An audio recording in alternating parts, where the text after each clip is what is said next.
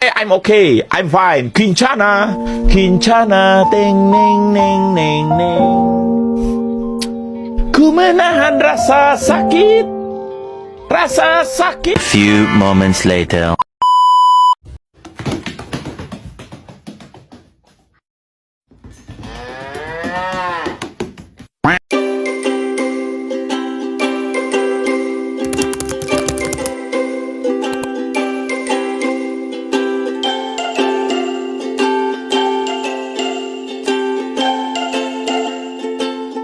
Oh my God! Tapi bohong.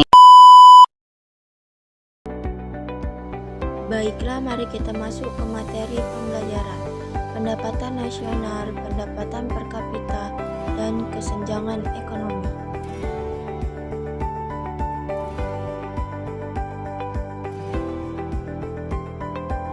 Pada pertemuan yang pertama, kita akan membahas tentang pengertian pendapatan nasional, manfaat perhitungan pendapatan nasional, faktor yang mempengaruhi pendapatan nasional, dan komponen pendapatan nasional.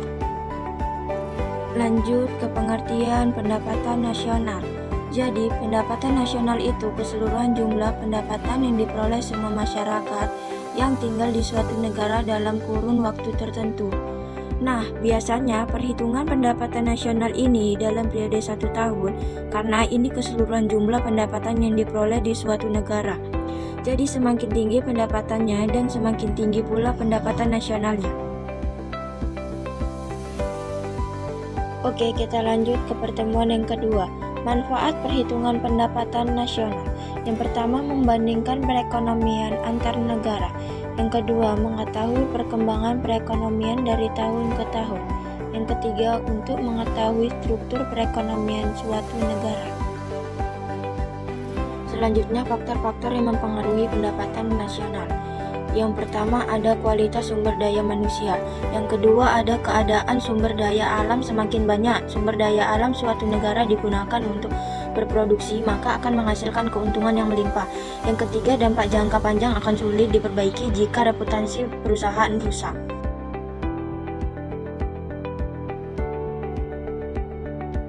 Sekarang kita masuk ke komponen pendapatan nasional.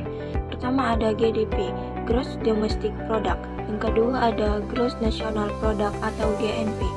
Yang ketiga ada NNP, Net National Product. Yang keempat adalah DI, Disposable Income. Yang kelima ada PI, Personal Income. Yang kedua adalah pendapatan per kapita. Pendapatan per kapita atau income per kapita adalah pendapatan rata-rata produk suatu negara pada periode tertentu yang dihitung biasanya dalam kurang waktu 1 tahun.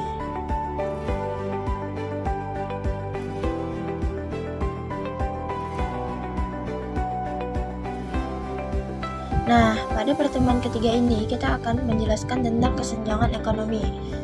Kesenjangan ekonomi atau ketimpangan ekonomi adalah kondisi tidak seimbang yang terjadi di masyarakat berdasarkan aspek ekonominya, di mana aspek ekonomi ini dapat terlihat dari ketidakseimbangnya pendapatan masyarakat. Terjadinya kesenjangan ekonomi tersebut karena adanya perbedaan batas kemampuan finansial. Sekarang masuk ke faktor terjadinya kesenjangan ekonomi. Yang pertama ada faktor kondisi demografi. Yang kedua ada kondisi penduduk yang semakin beragam. Yang ketiga ada penerapan yang tidak merata. Yang keempat ada faktor pembangunan yang tidak merata. Dan yang kelima ada kurangnya lapangan kerja.